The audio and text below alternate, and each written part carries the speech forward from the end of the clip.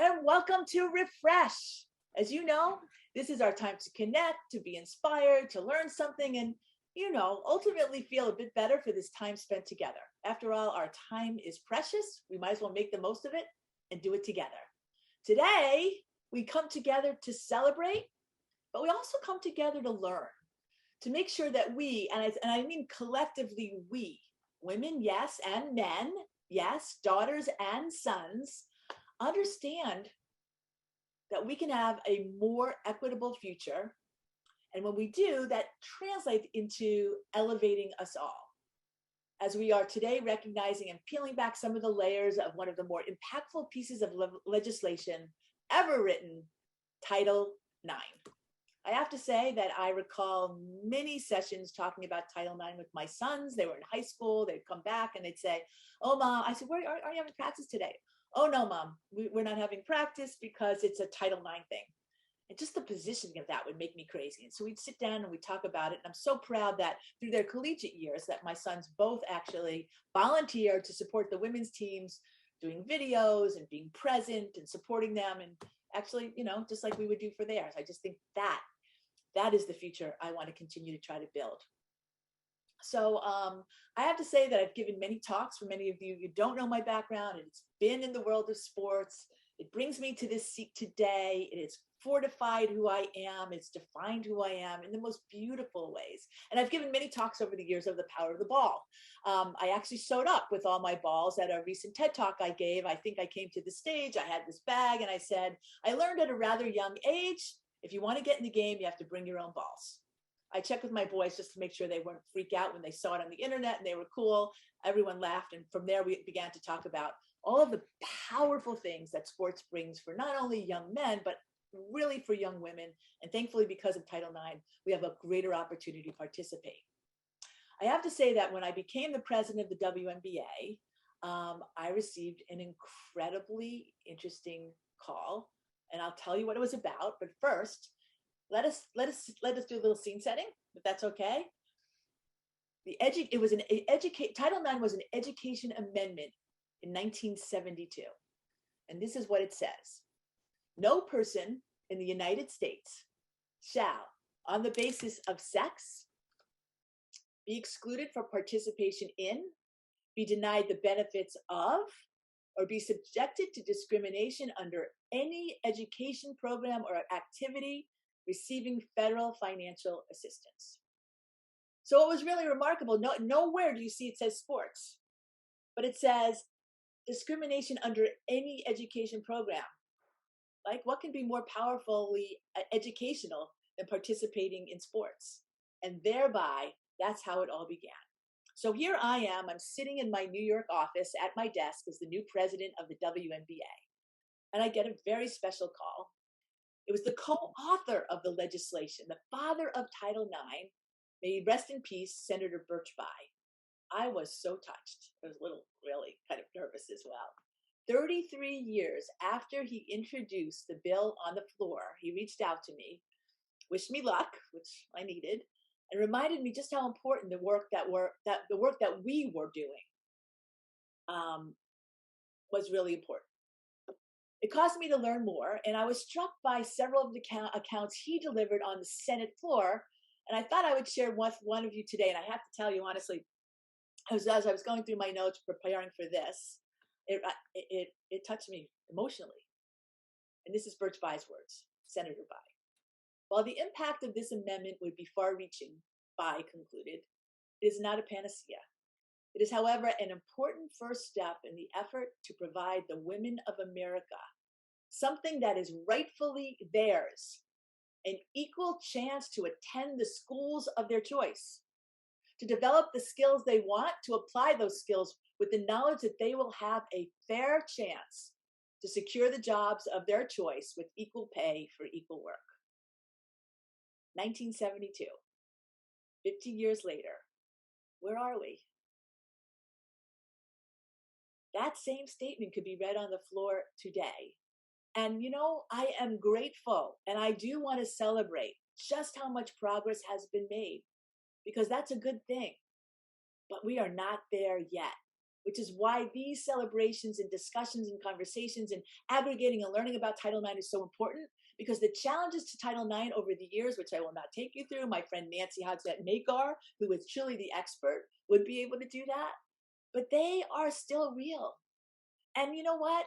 As we see in America today, the rights that we have are ones that we need to safeguard. We need to support. So today, I am sure many of you have Title IX stories, and I am hoping that you will all share them. You can put them in the chat or raise your hand, and we'll definitely recognize you. But today we have two extraordinary women. We hope that a third will join us to share their Title IX stories and inspire us. And at long last, we bring the wizard from behind the curtain, front and center. How many times have you heard me say, Sherry, do we do this? Sherry, do we go there? Well, here she is, Sherry Levin, our producer of Refresh, but more importantly, our overall producer of video and so much more at Generation W. Sherry, Coach Levin, as we call her, is a girl who liked to play. She earned 12 varsity letters in high school. Sherry, okay, that's awesome. The first woman to earn a scholarship, we always compete on these things. The first woman to earn a scholarship to Holy Cross. She still holds the career scoring record in basketball. She was recently honored by Holy Cross, and that will be part of your Title IX story, Sherry, that I'm sure will share. She will talk about that. And in addition, she is still a coach. She coaches Worcester Academy up in Boston, has led her teams to 5 New England championships, and most recently coached the amazing #1 collegiate player in the nation, Aaliyah Boston, who led South Carolina, the university, to a national championship this past year. And I know how proud Sherry is, because there's always a text, have you seen Aaliyah? Did you see what Aaliyah do? Should we go see Aaliyah? What about Aaliyah? I'm like, okay. And you know what? The great thing for me is I was able to live with her and through her as she coached Aaliyah through her high school career. So congratulations on that, Sharon. And then another amazing superstar, Sara Toussaint, who comes to us through her relationship with the amazing Don Rodriguez in our shop. She is a co-owner of the NWSL, which is the North. Well, no, it's not the North. Is it? NW, National Women's Soccer League's North Carolina Curling. Right, there you go. She's a sports marketer, a board member for Play Like a Girl, a not-for-profit that leverages the transferable skills middle school girls gain from sports to give them a competitive edge. And we know that that's so important. And a partner and managing director of Underdog Ventures, the Underdog Venture team. And by the way, one of the areas we still have not gotten anywhere near the traction after all this time, the amount of venture capital that's going to women and minorities, it's still 2%. Sara, we're going to talk a little bit about that part of your Title IX story. And we hope that Deborah Larkin will also be joining us. She's currently flying to DC for a Title IX program. She's the former CEO of the Women's Sports Foundation. I had the privilege of working with her. She is an incredible activist, and she's put together a national effort, which we have joined into, called Demand 9 on behalf of Title IX. So it's a little bit long this morning, but to get everybody engaged, I wanted to share a little bit of my Title IX story, and also share that Senator Bai, just his passion and impact as an ally on these issues really changed the game for all of us. So I want to say thank you to him and all who are continuing to do that. So Sara, let's start with you. Give us a little bit of your Title IX story. Sure. It's not as remarkable as yours, Donna, or Sherry. Quite frankly, it's one of those things where I didn't realize how important Title IX was as somebody who grew up playing sports as a kid and then in high school. So I wasn't really until I became a more mature adult that I realized how important that piece of legislation was. And I think, while I say my story isn't remarkable, I think it's a story that many of us can share for the folks that I see here in this Zoom call. And so for me, it was growing up playing softball in Chicago in the alleyways. It was 16-inch softball, and for those who are not from Chicago, you play barehanded, and so no mitt, and the ball's a little soft, and so we grew up playing that in the alley. And then I get to high school, and there's tryouts for the softball team, and I say, "Oh yeah, I'm gonna go ahead and try out." And the coach says, "All right, put on your mitts." And I was like, "What?" Because I didn't realize it was 12-inch softball. And so I guess the point of that was just, again, taking for granted the opportunity, one, for me to even play high school sports. And so I made the team. I was a pretty decent fielder and hitter, and I would say that, my biggest regret in life is actually not continuing to play sports in college. I went to University of Chicago, which is a D3 institution, but a kind of a tangent Title IX story is there are a couple of remarkable women who came from the University of Chicago, including Patsy Takamoto Mink, who co-wrote the legislation That's correct. for Title IX, which is really exciting. And so from that aspect, I want to say I'm writing her coattails and being proud of that connection there. And as well as back in 1972, there was athletic department chair for the University of Chicago who realized that men were getting athletic scholarships, but women were not. And so she actually, by all accounts, instituted the first athletic scholarship for women in this country. And so that was pretty cool going to a D3 institution to learn the history of, or some of the history of Title IX. But I would say my personal story, not remarkable, but kind of like in Oh, my. not remarkable. You are a Hispanic woman who is a partner in a venture capital firm. You are an owner of a women's sports franchise. I mean, that's pretty remarkable. Okay. I have to say, we are connected in a way I never thought. So when there was no real college scholarships when I was going to college, which is part of the whole Title IX change. And Sherry will probably talk about this. But I did get an academic scholarship to a remarkable university, one of the foremost academic schools in the nation. And I turned it down to play basketball at Queens College, and it was the University of Chicago. Oh my gosh, what amazing! Yeah, I was going to be playing basketball there at that time, but I always talk about, like, given the choice, like, why not go do the thing that I did? So there you go. So now we're together, right? We've got your side of it, and then my side of it together. We're all there. So Sherry, give us your Title IX story. So I feel like I'm in the middle of, Donna and then Sara after, and I'm kind of in the middle. So Title IX for me, and since I am the producer, I'm going to share this. Go ahead. I have the power. So I have very good recollection of when I was just coming up, middle school years. I was 10 in 1972, and it was like, what is this Title IX? And I lived in the Boston area. And I went to every Boston Marathon. And this 1972, I shared a bumper sticker. Oh, there you go. And this lives on my old camp trunk in the basement. But I thought of, I was walking around Commonwealth Avenue, Heartbreak Hill, selling bumper stickers to support Title IX. And what that meant to me in support of Title IX was a cause that was very near and dear to my heart. I then went on to middle school, and because of the girls' programs being a lot less significant, I played boys soccer and I ran boys track. Once I got to high school, thank goodness there were girls' programs. So Title IX for me was something that was the start. I had looked up to Ann Myers and Nancy Lieberman and Carol Blazejowski, and Don, I might have seen you play.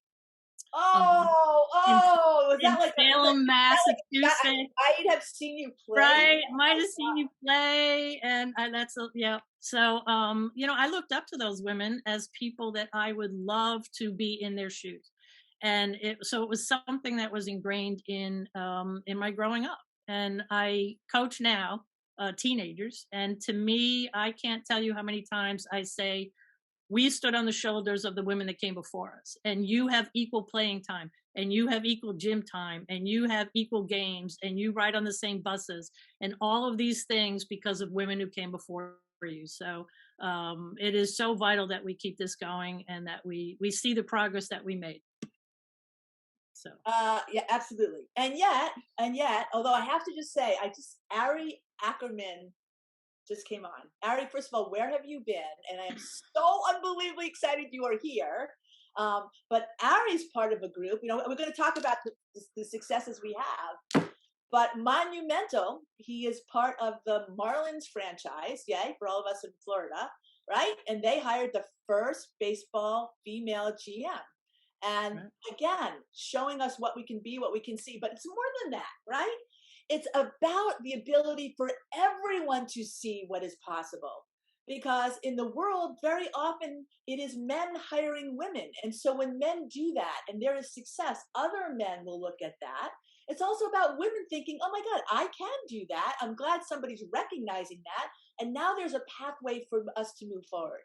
And I will say it, probably this will be my second time and more than once. It is in our collective best interest. We are all better. This is not a zero-sum game, right? It's not like other countries, I will not say the name, where when they have a child of a certain gender, they're left on the curb because the collective gender culture is such that one is so much more valuable than the other. Aren't we richer when we value all equally, right? So I am so glad that you are here, Aria, and I really, really missed you. Okay, so Sara, let's talk. But actually, I was going to jump in. Sorry. So one last U Chicago connection. So Kim Ang was an alum of the University of Chicago, and so I just wanted to say that connection. But also, I was an assistant when she was an assistant GM, and I saw interns become GMs before she did in Major League Baseball. So I'm just really excited for the Marlins. Sorry, I just had to throw that in there because I was so I cried. But that's because it's really important. But let me just say this: you spent a couple of years in labor relations for Major League Baseball. Yes. Yeah. Right. So I beat you to the punch there. You knew Kim. You knew Kim, right? And you also worked for Major League Soccer as well. So you got a chance to see firsthand, right, what's happening. And now we're seeing so many more women being embraced. It's not where it should be based on what I hear from my colleagues, but it's getting better. And we got to continue to be diligent in making this get better. We can't expect, it's like we can't expect democracy to continue without investing in it. We can't expect a legislation like Title IX to be there just because it's there, as far as that's concerned. That's right. Right? So Sherry, tell me, like, you know what I'm glad you talked to your girls today about what they have and what you didn't. How much is that on your mind as you coach and what you see throughout, from, oh my goodness, do you hear that? A little bit, yeah. Okay. You're good. Oh my gosh, I can't believe they're doing that. So tell us a little bit about what you're seeing from generational perspective, what you had, then what your athletes are having, and then what you're seeing in college with everything that's going on there. Yeah. I'd say that's on my first thing you asked was on my mind. Absolutely. And I don't want to say on a daily basis, but there's so many things that do pop up that are kind of on my radar. My lens is very different. So when I go to my administration and I say, my girls said that the boys were doing blah, blah, blah, and the boys got this, and that's not right. I become like the person that they go, oh, again. And my response to that is, well, that shouldn't happen. So it is something that is very much on my mind. And, I talk to the girls about, hey, are you guys watching the NCAA championship?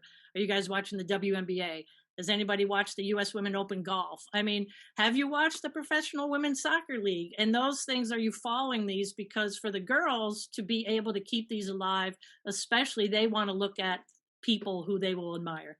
They want to look on the role models. And Sara, I know as you being, part of the owner, you have a whole team of role models that are out in the community and talking with the girls about what it is to be a professional athlete. No, I mean, absolutely. And I think, we think about, I think in the sports space, when we think about Title IX, we think about the access piece, but the resources are important, right? And Donna Orender, I love that you brought up the actual statement of what Title IX meant. And it was, the education and activities, the programs and activities. And so without those resources that support, that really, really, make the impact or really bring Title IX to life, like, then it's just, legislation that means and goes nowhere. With NWSL, I think, it's really important and exciting and an honor to be able to help provide some of the resources, in this case, financial, but if there's any other support I can do from a marketing, insights, when, I've had players ask, hey, can I talk to you about what I do, post-career? I think all of that is really key. And it's not, it's not just the access to a sport, but it's all it's the entire kind of ecosystem of what that means, right? It's education, it's access, it's putting people in touch with other folks to help them continue, their growth and success, and hopefully pay it forward. And it's just, I think I'm super lucky to be, in some ways I wish the only times I wish I was younger, right, is because I think there's even more resources for young girls and teens and women in You're wishing college. you were But younger? You're wishing, where does that leave us, Sarah? holy I'm in the middle. I'm in the middle. Hey, listen, I just want to say Deborah Larkin has joined us. Hey, Deb, I hope that you heard our introduction for you. Her comment is, it's getting better for white girls and women, but not as much for girls and women of color, LGBTQ+. And so I don't know, is Deb able to put on her camera and join us, Sherry? I think she wants to, let us know, Deb, how we can have you join us in the conversation. Yes, I mentioned Deb is a former leader in a really, really challenging time for the Women's Sports Foundation. I have to say now, one of my dearest friends is the new president. She is an incredible leader. I don't know how many of you know Danette Layton, but I met her at my WNBA days at the Sacramento Monarch. She went on to work at the Pac-12, and she's just an amazing spirit. You know what? Let's take a look, Sarah, if we can. So okay. Deborah, here's Deborah. We got Deborah. Woohoo! And can you hear me? Important point. We can hear you now. Yep. Okay, great. First, I want to say thanks so much. This has been very fun to listen to you guys talk. Glad you're talking about Title IX. I was just with Danette yesterday because we were at a great event with the National Women's Law Center celebrating 50 years of Title IX. It was, we all needed it. We don't often get together, and these were women who were there from 50 years ago talking about not only sports but the first sexual harassment case.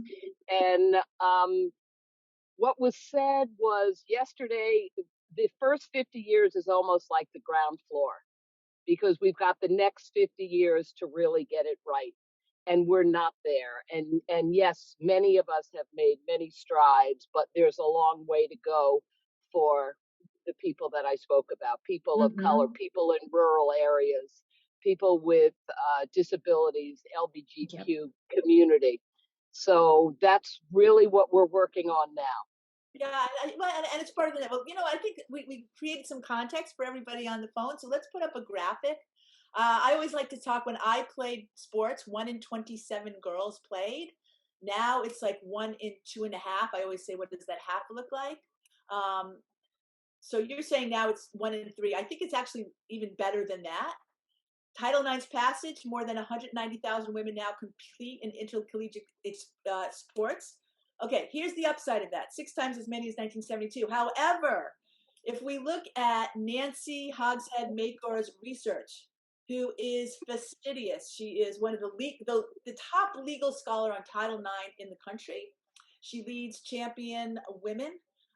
She has a worksheet on every single college in every single state. I went and looked at the state of Florida, and I'm sorry to say, Ari, I don't think there's one college or university that's really in compliance. They are short on money spent for recruiting, money spent on opportunities.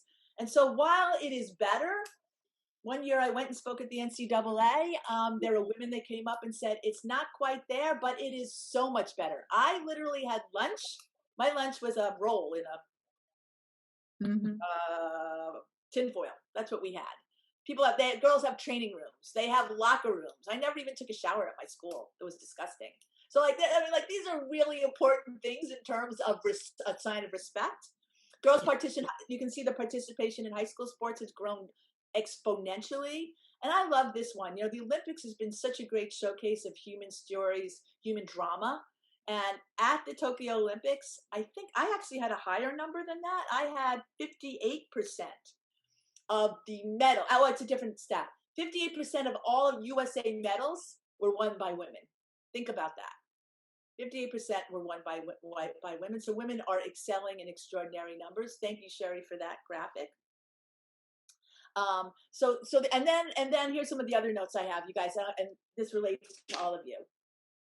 And I have to do this at times to remind myself, because I know when you get together when you come through it, sometimes you have to shed where you've been, but you also have to remember. But here's some of the good stuff that's happened. Soccer, NWSL, I'm not sure how this is affecting you. Landmark decision in pay equity, U.S. Women's Soccer Equal Pay Agreement. what is beyond for me, and Deb Larkin, I'm sure for you or anyone else, the equalization of World Cup prize money. This means that USA Soccer, the men have agreed that where they get, I don't know whether it's 30x for the World Cup in terms of winners payout, they will share equally 50-50. It goes into a pot. It's extraordinary what that means. I'd love any comments you have. Yeah, I'm excited. You know, we were talking about, you brought up Ari, but I see some other gentlemen on the call, and I think that's really important, right? It's the fight for the greater good, and it's not, you know, I know when Title IX passed, there was a lot of pushback from men in sports thinking that their, you know, wrestling team got cut as a result of letting women play, and so I think it's really important that, you know, I think as a society we are better, right, when we all have the same type of access, and kind of, you know, to kind of, I'm bringing this back a little bit to Deborah's point around people of color and LGBTQ members of that community. It's, you know, kind of the same thing. Like, this is, you know, I know there's a lot of, you know, battle with having transgender women play in sports. It's like, it's all good if we can all compete, in my personal opinion. And I think it's really important. And Title IX also served to protect these communities from, we brought up sexual harassment and discrimination. It's all tied in, right? It's all tied in. When we can get these things right, then we are just better people. Our businesses are better, our lives are better, our emotions are better. But yeah, I think it was really huge as far as you know, I think being at MLB, there was a lot of tension between labor and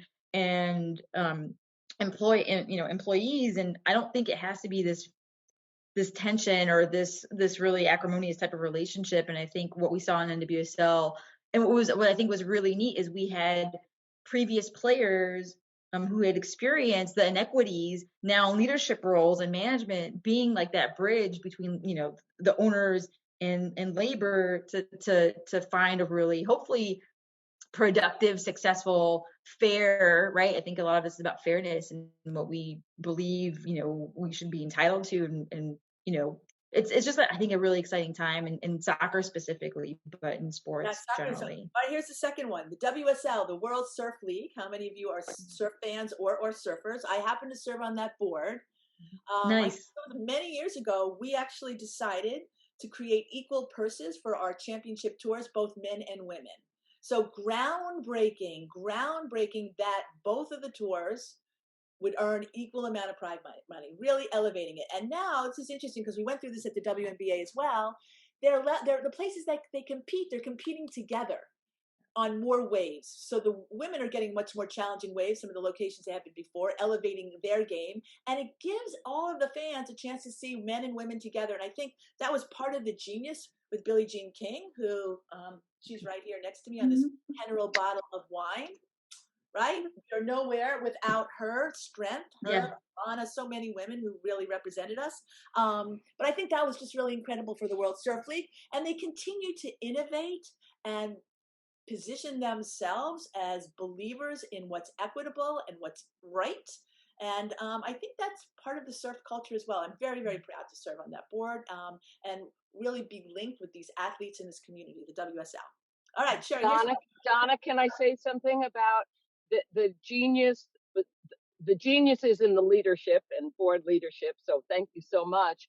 But the other is that those sports where men and women are competing together, there are about 17 or 18 now that have equal prize money. And that's great because the men and women are coming together in so many ways, respecting each other, supporting each other, and getting sponsorship that then becomes equal for both men and women. Another point to make how important it is that we do this together.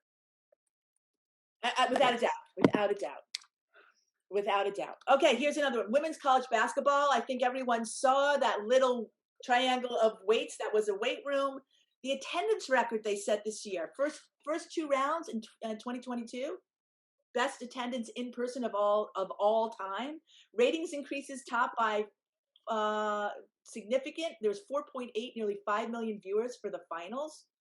And just to give an example, the 2011, when the first television deal was done, $35 million per year for the women's college basketball, $770 million allocated for the men. We are all eager to see that change when the new negotiations come up. And, Sherry, you're seeing it, you're living it. You talk to all these college coaches. What are you hearing? Yeah. Well, to give a little context too, so Donna and I were talking in our rehearsal before the show, and I mentioned, I said, my team always got together in high school and middle school to watch the one women's game on PBS. It was Immaculata versus, Montclair State, or it was Louisiana Tech versus Tennessee. And that was one game a year. And now it is so exciting to see. I'm watching every night. And that's Donna's true. I text her at every game. Hey, you watching Aaliyah? You watching Aaliyah? Because on the SEC network at South Carolina, I watched every game. I'm texting her mom as well. So that truly is something that is great. But if you put out the great product, and Donna was the president of WNBA, and I think in 2008, held the attendance record, in the WNBA because it's a great product. And I was a ESPN announcer for women's basketball when Gino first came to UConn. It was thrilling to get 1,000 people in the stands, for a television, for a live game. And then it was thrilling to get 4,000, and now they sell out every game. So the progress has been there. So Donna, to see, what Aaliyah does, it sells out arenas. Where South Carolina goes, they sell out an arena. That school that they play have the highest attendance. It's incredible, right? And Yeah. let me just do this. We have our friends on Facebook, and I am so happy. Another male ally, Kyle Reese. I am so happy you're back with us. He said he wouldn't miss this, and he wanted to make sure he saw Lola. That's why I moved Lola. Hey, Lola. Lola, say hi to Kyle. This is Lola, because Lola, we were going to go on summer break, and so everyone's got to say hello to Lola. That's awesome. And let's talk about women's golf. The purse was $5.5 million, and God bless the former commissioner of the LPGA came over and took over the USGA, raised the purse to $10 million, a record. Minji Lee won it, $1.8 million for first prize. That was also a record. So open golf. We at Generation W are working with Mark Berman and his efforts to help support the foundational elements of professional women's golf. On a comparative basis, it's, I think, maybe 10 or 15 to 1, maybe more opportunities for young men wanting to, play their way into a PGA Tour spot versus women on the LPGA. Mark bought a tour. We're working with them on soft skills, hard skills, personal development in addition to their game. And so we created a program called Links to Leadership. We'll do it again in October. So golf is kind of moving, but a little bit slower. How about women's softball? Oklahoma is kicking it. 1.2 rating, ESPN. The numbers are astounding. I think I've gotten calls just about from every women's different sports league. And then we talk about women's media. Sherry, we can probably show this in a second, but we know that Haley Rosen has done an amazing job. She just raised a big Series B, a lot of money for a site called Just Women's Sports. And I can tell you how many calls I've gotten over the years on women and men wanting to do this, but it's happening now. It is percolating. And then we have our soccer players. Who's partners with Morgan? I can't remember, but Megan huh? Was it Megan Rapinoe for the Together? Megan, yeah, it's like Women Together. They put together their own media. I think Sue Bird's with them, and they actually sent this video. Annie Myers, one of the greatest basketball players of all time. Sherry and I could both see to her for sure. She's just a superstar player and a superstar person, sent me this video, and I thought perhaps we can share it to you. And this was generated by, I think, Megan and Morgan and Sue and their company.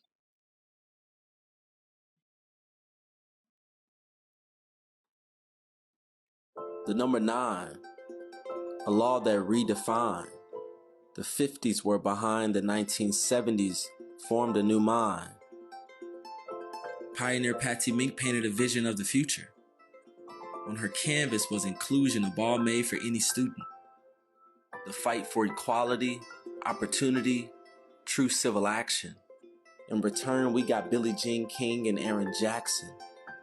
Lisa taking flight to Candace being a champion. Wilma Rudolph inspiring Flo Jo on the track and field. Kelly Dyer, Althea Gibson, Cheryl Miller, and Babe Diedrichson. We all know the impact that Venus and Serena swept us with. Without Nina Simone or Alicia Keys, would we have a her? 50 years later, there's so much more to reoccur. Some would say Ann Myers only signed a scholarship. Ask Naomi or Simone if health is more important than politics. The number 9, how it pivoted the future of our generations, choosing equality and inclusion over exclusion and miseducation. The number 9, a law that redefined. 50 years later, we see the test of time.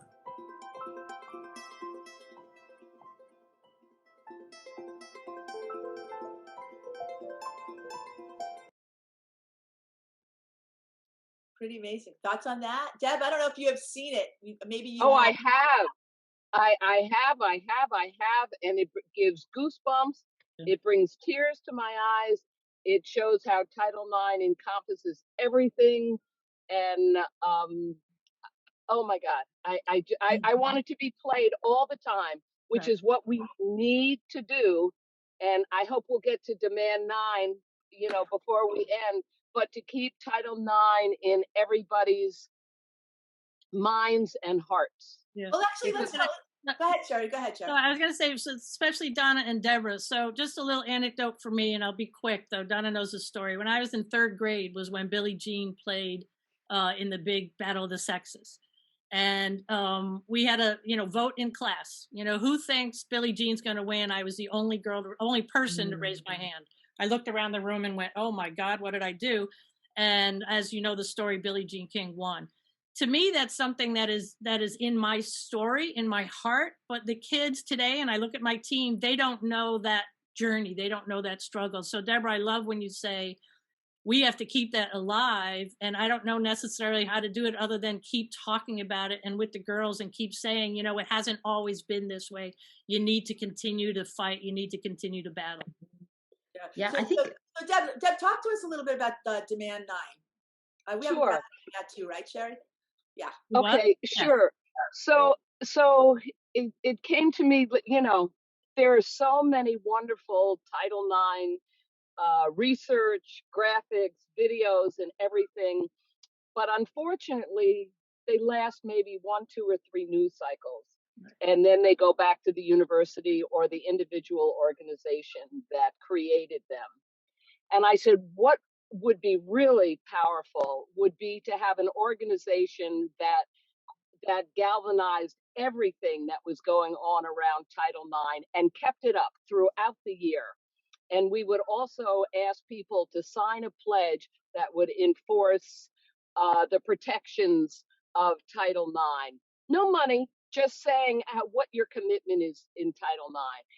And we're hoping to get 1 million signatures, and with that 1 million signatures, organizations like the Women's Sports Foundation and the National Women's Law Center and Billie Jean King Leadership Initiative, which are the 3 main organizations that are leading the way, can go to Capitol Hill and to tell our Congress, to tell the Office of Civil Rights that people care, people are paying attention to Title IX, and we want fairness. And separately but equally, we're going to have a big push on college campuses in September to educate the athletes about Title IX. 75% of the kids at schools, 60% of the public doesn't know about Title IX, as you were just saying. But they do know about discrimination. They do know about fairness, and they want everybody to have fairness.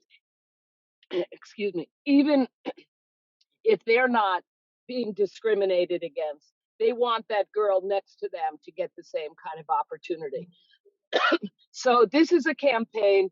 We had a goal to get 100 partners, and I'm so happy to say that Donna is one. Generation W partners. This whole community is one. Absolutely, yes. Absolutely. We have 94 as of today, and our goal is 100 by the end of the month. We have, pardon me, we have some that are still in the works. It's been fabulous to see the enthusiasm that people have for fairness in education. And this is not just sports. I'm sorry. Some got in my throat. This is about all aspects of Title IX. So we have the Ford Foundation. We have the AFL-CIO. we have most sports organizations, equal rights organizations, international sports organizations. It's just been phenomenal. So I hope in the chat room, you'll see where you can send your pledge. I hope each of you will go to your organizations and spread the word and contact me. Would love for you to be a partner in this, because it is going to take the everyday effort to make Title IX strong, to educate people. I should also say that on the website, we have a page of a lot of resources that not only show the history, and by the way, that PSA is going to be on the website, but also to show a lot of research, as well as things that you can do, action steps people can take to get compliance for Title IX. It's very exciting. It's no, it's, I think. Deborah, Go ahead. yeah, no, I'm especially compelled by this. And Deborah, thanks for sharing. I'm so glad, Donna, that you brought her, and Sherry, that you brought her on, because I think we have to stay politically engaged and aware, because we see the erosion of women's rights across a number of areas, especially healthcare. And I think I think it's been done in the past, but Title IX has been challenged, right? And so it's really important that folks here and watching sign these types of pledges and continue to talk about it. Otherwise, I know, again, growing up, I took this for granted as like, I play sports, I can play sports, but you just never know what can be taken away. And so I think we definitely have to be very vigilant. Yeah. Well, and I think the fights come in different ways. You know, there were plenty of fights when it happened, plenty of fights in the 80s versus the wrestlers, plenty of fights throughout the years. And now I see some of the fights are to get us away from the original promise of Title IX and distract us from other issues, very important issues. NIL, trans athletes, very important. But if we go back to the original promise of Title IX, we can deal with those other issues. We have to do that. That's the most important thing. Exactly. Some of the other issues will get into perspective when more and more girls have opportunities. Right, and it's foundational.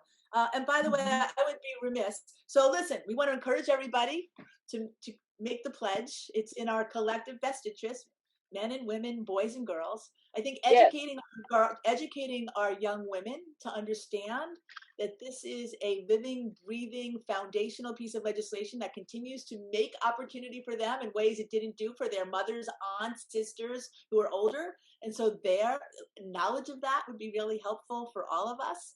And you know, I think, and at the same time, celebrating the good that is happening, right? Be vigilant. Also celebrate. So Deb, listen, you have been a leader for just a wonderfully long time, inspirational, which is fantastic, but impactful. You have always made things change. And so we're happy to take your lead, work beside you. It's funny, we have Bridget, not funny, but we have Bridget from Ghana who joins us. Interestingly enough, Bridget and I were joined by a State Department mentorship program when I was at the WNBA. She's very much into sports. She did a basketball program for women, young girls in Ghana. She loved tennis, and a matter of fact, talk about connections, ultimately was able to meet Billie Jean King during her visit to the States then. She has since become she's run for office in Ghana and bemoans the fact that they do not have enough of the rights or equality that we are fighting for here. So this is definitely a global issue for sure. Oh my God. So Mark Berman that's so funny. All right. So before we go, Deborah, thank you. I know that you're not able to stay with us, but if you are, we only have a few minutes before we are going to close out. But Sara, you shared with us some of your we always do 3 things from somebody in terms of giving a little bit of guidance and advice. And I want to share that. I want to, again, thank everybody. It's so good to see people coming on. The next 50 years, respect. Yes. Huge. Yes. It's legislation, funding, resources, engagement, all of that is a form of respect that every person deserves, and certainly every woman deserves, especially in sports. And I think slowly but surely we're seeing that. And I think it's just, again, a super exciting time to see that level of respect, and we need to see more of it. Yes, absolutely. And ensure the same advantages. Yes. Yeah, and again, aside from the access, the resources are so critical. Sherry mentioned, and you mentioned that, last year's NCAA women's tournament, there was, a few weights, and the men received a number of, state-of-the-art equipment like that. That's in order for Title IX to fulfill the promise, it has to have the same resources and advantages for everyone, for sure. Without a doubt. I mean, imagine you're a mom, right? You have daughters, you have sons, you're a dad, whatever. You want to know that your kids have the same opportunities to go out in the world and succeed in a way that means something to them, right? And to me, that's a leveling focus for all of us. And I love your last one as well. The investment potential. I mean, just looking at the video that we saw, these young girls will play sports, whether it's high school, college, it translates into the business world, graduate degrees. The impact of Title IX is so huge. And we the three of us were definitely focused on sports, but it is about education too. And all of it is just intricately just tied together, right? So I think an investment in sports for sure, and education, and making sure we've got parity just leads to just, again, a better society. Title IX is an investment in at least in the US, just a greater society and culture and people and opportunity. So I think it's an investment. There's so many. I mean, we know the stats of I think ESPN shared years ago about women in leadership, and 90% of women in leadership roles played sports, and if you're at the C-suite, something like 50% were at the collegiate level. So we know sports translates into greater aspects. Without a doubt, with team sports. Actually, that was in my TED Talk. Everybody, watch my TED Talk. I'd love you to see it. So let me just say this. Welcome to Barry Kleinman. He's been an instrumental, always supportive of women. He actually taught me how to play the game of basketball. We always talk about share the ball as a great symbolic way of living in the world. David Weinstein's with us. He's going to be coaching a U16 girls, I guess U16 women's basketball team in Israel for the Maccabiah teams games this summer in Israel. Sherry actually will be coaching the U.S. Women's Open games, looking for another gold medal. She has done that in the past. I see my mom's on. Hey, Mom. I always like to tell my mom doesn't understand sports per se, but she knows how much I love it, so she's a great supporter. Let me just say this. It is great to have all of you with us today on Refresh. Our commitment is that we learn together. Ultimately, we live together, and we feel good about being together. This is a wonderful topic for us to share before we go on our summer hiatus. I wanted to say that in the aspect, Kyle Green, it's great to see you as well. We are partnered with a wine company called Teneral Cellars, and Jill Ozer, how about this? The power of sports, was a teammate of mine on a USA basketball team. She was the youngest, I was the oldest. It doesn't stop us now. And she believes that truly that wine is about bringing women especially together. So she's a female CEO, female winemakers, female sommeliers, female chefs. I mean, she's just doing a really wonderful job in creating conversations every quarter. She has a different one, and she did do this bottle. I hope you can see it. I just love it. I don't know that I'll ever open it. I have this one and one we did for Ruth Bader Ginsburg. Jill, a toast to you, not only for the great wine, but for the great ideas and the convening of all of us to talk about important issues, because that's how things get changed. So we love that. We'll be back in September. And one of the ideas we came up with is summer is a great time to read, right? And so we thought, what happens if the community, we all got together and we selected a book now, gave ourselves 2 months to read it. So you know what I mean? In between some of those other maybe Grisham books or whatever. We did do we perused the marketplace and said, what would we like? And we thought something that would be inspirational, something that would help us grow. When we come back in September, that would lift us up and elevate us as we looked at the world and wanted to again engage in a meaningful way. Carolyn Buck-Luce is an amazing woman. She actually, I think, was on our stage in year 2 of Generation W, and we're going to be coming up on year 12. So 10 years ago, she is a great thought leader. She put together this book called Epic, the Women's Power Playbook. So it's kind of like it will tell us how we can be more powerful, I guess. She's agreed to join us on September 28th. I think if you can, in the chat, there should be a link. And maybe, Katie, can you put one on Facebook? If not, we'll put it up so people can get the book. So we all want to come back, but we will be back on September 14th, where we anticipate we'll be with another former powerhouse guest, voted one of our top 10, Shari Cramond. She's based in the UK, so we're trying to track her down for her schedule. Who also gave a great talk. I don't know if she ever wrote her book. She promised we should, but we will be returning on September 14th at noon. We'll communicate with you. If you had a great time today, help us build this community, which is really wonderful. If you've missed it and want to share it with friends, let them know. It will be on Facebook. All right. And then on the 28th, again, we have Refresh Reads. I like that. Katie Graham did that. Refresh Reads. It will be a book called Epic by Carolyn Bucklew. Sarah, I want to thank you so much. Sherry, of course, Deb Larkin for all of this. It's just great conversation. And I feel like we've really dug into some of the core issues. We're not a Pollyanna about this, right? There's great things happening. We are still at a deficit. We got to still keep being diligent. We got to teach our young girls. We have to respect those who came before us. All of that in service of really building better, stronger communities, neighborhoods, cities, companies, nations, and ultimately our world. So with that, I just want to thank you all again. Sherry, Sarah, we will meet again for sure. Deb, all of our guests, thank you. Estella and Dion and Dana, it's so great to see you. Cindy Sisson came on. She's doing great work on behalf of women in the automotive industry. I mean, this is great people doing great work. And it's great to be able to celebrate that and be part of their lives. So until we see you in September, have a great summer. Be safe. And I just came back from a retreat. They had a very fun from the ranch. It was called the ranch. And their fundamental advice to us was water, water, water. Make sure you hydrate. Bye, everyone.